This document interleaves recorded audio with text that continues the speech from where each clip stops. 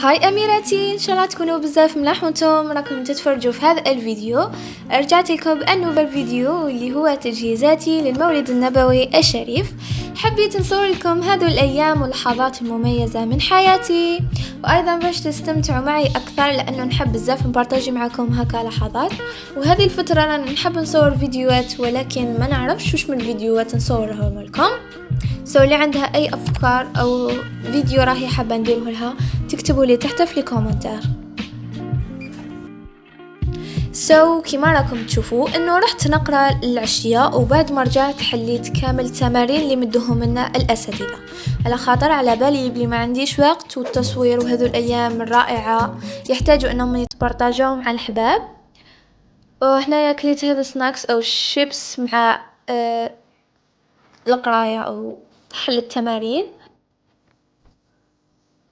انا حليت تمارين تاع المات، وكان عندي ما زال تمارين واحد اخرين كيما التحضير تاع المدنيه وعربيه اعراب وهكم تعرفوا. هنا شفت ايضا فيديوهات في اليوتيوب تحفيزيه ولا هكذا تشرح لك الدرس اكثر لانهم راح يفيدوكم. والان ننتقل الى تجهيزاتنا للمولد النبوي الشريف. وهنايا بدينا نخدمو في الحلوى والطمينة والتحضيرات والتجهيزات لاستقبال اليوم الجميل. انا هنا بديت نذوب في الشيكولا البيضاء.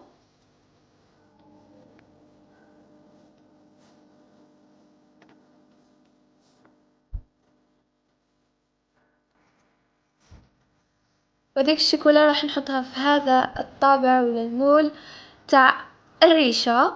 شكله بزاف شباب مع النهاية. هنا بعد ما كملت ذوبت الشيكولا حطيتها فوق الطابلة وبديت نعمر هذه المول.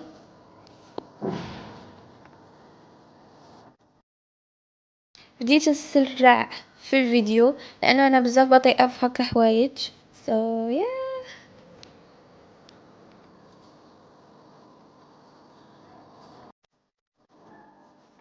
وهذه امي كانت تحمص في السميد باش نطيبوا به الطمينة.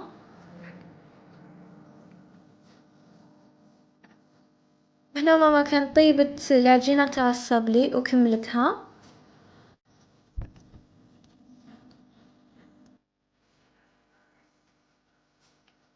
ها هو الطابع اللي درت بيه او الشكل تاع الصبلي.